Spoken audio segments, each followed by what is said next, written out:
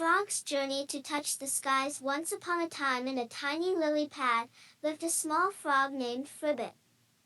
Fribbit was always full of energy, always wishing to leap higher than any other frog in the pond.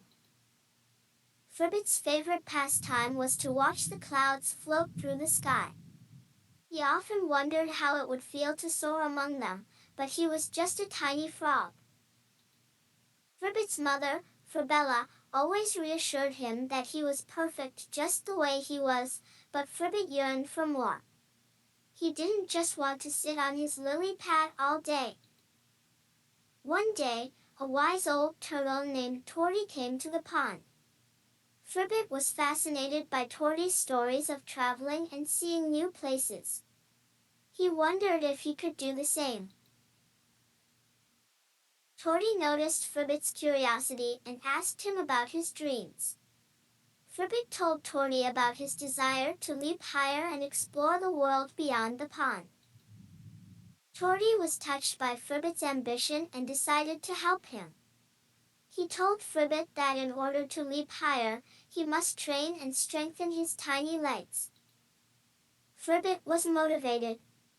Every day, he practiced jumping from lily pad to lily pad, always aiming to jump a little bit higher than the last time. He was determined to reach his goal. Days turned into weeks, weeks turned into months. Fribbit's leap started to get higher and farther.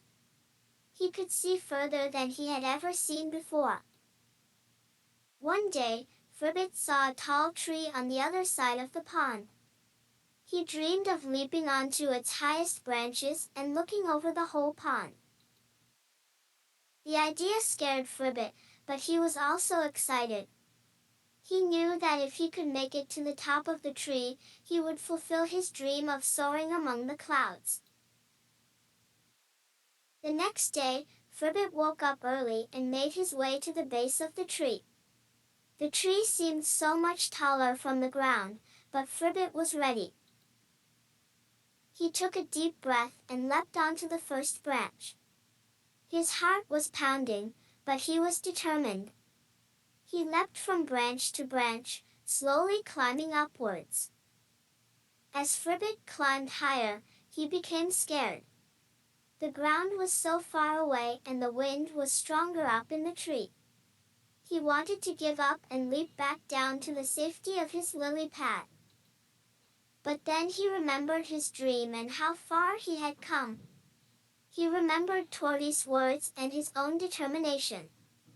He took another deep breath, summoned his courage, and leapt higher. Fribbit continued to climb higher and higher. His muscles ached, but he didn't stop.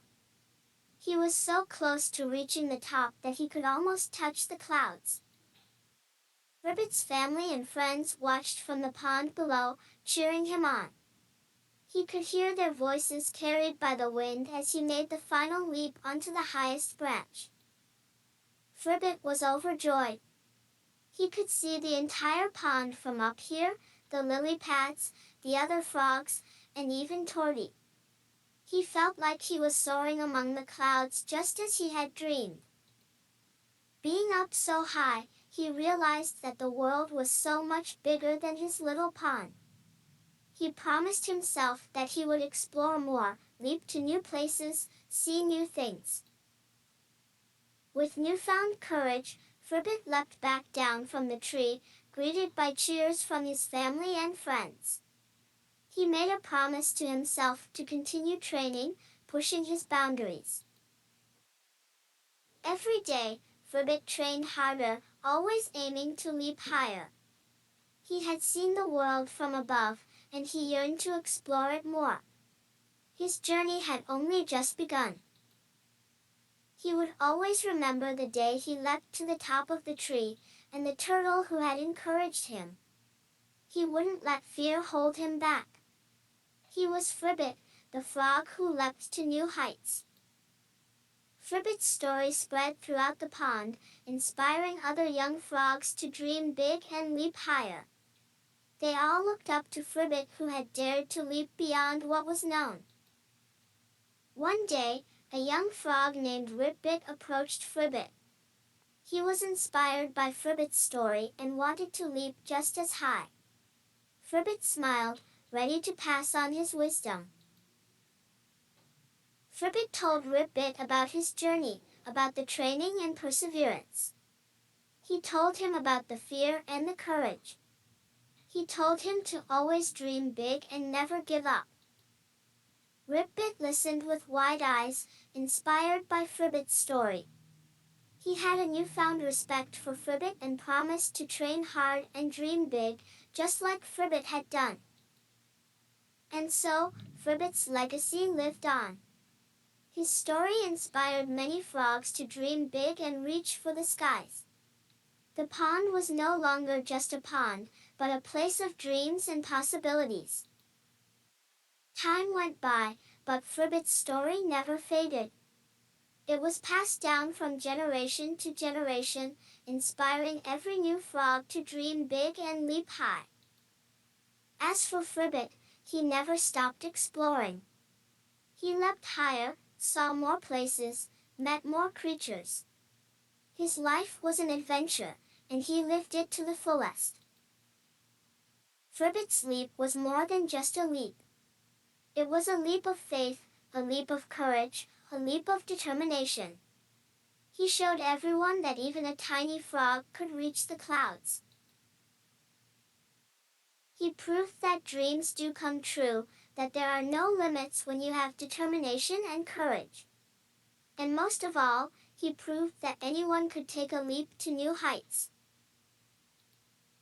Now, whenever a tiny frog feels scared or unsure about reaching for their dreams, they look up at the sky and think of Fribbit. They think about the frog who dared to leap higher. So, here's to Fribbit, the frog that leapt to new heights. Here's to the frog that taught us to dream big, to push our boundaries, and to never stop exploring. The name of Fribbit has evolved into a representation of bravery and resolve within the pond. His narrative persists in kindling inspiration and encouragement.